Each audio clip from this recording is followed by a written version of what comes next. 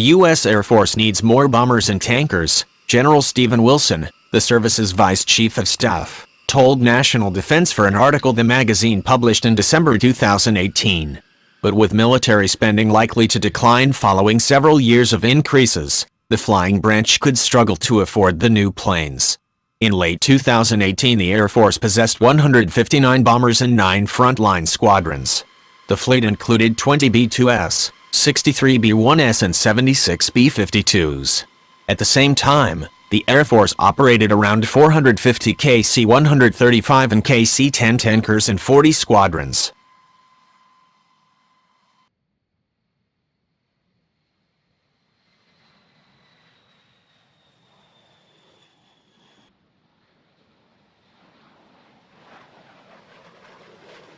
And the Air Force reassessed its force structure, especially in light of China's own growing military capabilities. It concluded bombers and tankers represented the biggest shortfall, Wilson said. In September 2018, the Air Force announced it would ask Congress for the money to grow from 312 squadrons to 386 over the next decade. The additional 74 squadrons include 5 new bomber units and 14 new units flying tankers. The shortfalls are related. Although America's bombers can fly thousands of miles on internal fuel, they require frequent refueling in order to strike distant targets from their permanent bases in Missouri, Texas and South Dakota. In 2017, 2 B-2S took off from Missouri and flew for 30 hours, round trip, to bomb militants in Libya. KC-135 and KC-10 tankers from 5 bases on 3 continents refueled the B-2S en route.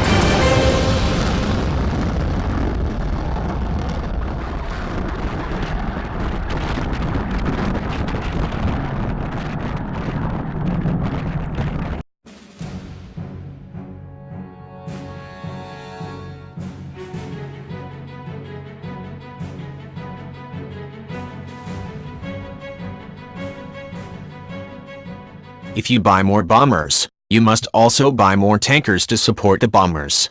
As of late 2018, the Air Force was having more success developing a new bomber than it was developing a new tanker. In October 2015, the flying branch tapped Northrop Grumman to design and build at least 80 B-21 stealth bombers for around $500 million per bomber. Over the next 3 years, the number of B-21s the Air Force said it needed steadily grew. By the time of the Air Force's 2017 budget request, the requirement was for 100 B-21s. We require a fleet size that will ensure sustained dominance well into this century and intend to procure a minimum of 100 B-21s, the Air Force explained in a budget document.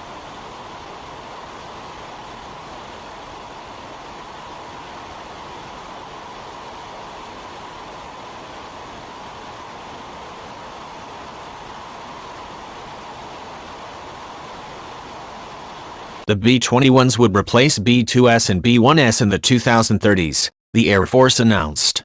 The service said it would upgrade many of the B-52s in order to maintain an overall fleet of around 160 bombers. Wilson's comments indicate the Air Force is changing thinking, if not the precise details of its bomber plan. To add 5 squadrons, the Air Force could buy 200 B-21s and retire all the older planes. Or it could acquire fewer B-21s while keeping the B-2S, B-1S and B-52s longer. The Vice Chief of Staff praised the small, secretive organization overseeing the B-21's development. I've talked at length in multiple forums about what makes the Rapid Capabilities Office so successful.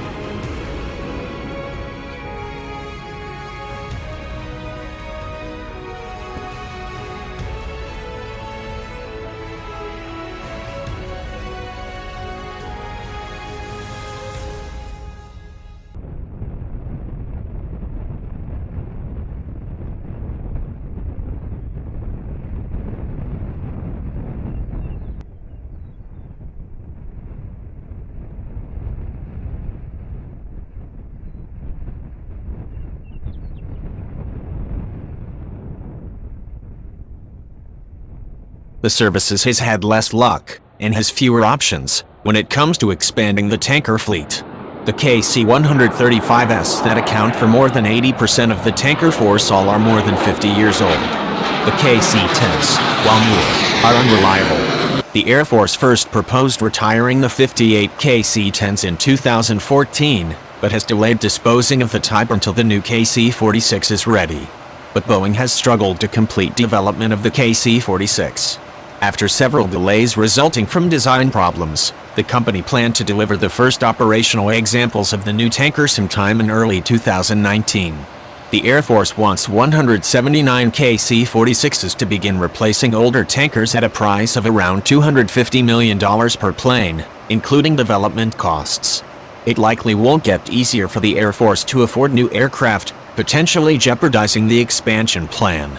Struggling with skyrocketing budget deficits resulting from deep tax cuts it championed in 2017, the Trump administration in late 2018 asked the military to cut $33 billion from the $700 billion it expected to request for 2020. Wilson said he wasn't sure how much of the cut would come from Air Force accounts. "We're still discussing options," but he said he stands by the requirement for more bombers and tankers. Instead of being a budget-driven strategy, this is strategy-driven analysis.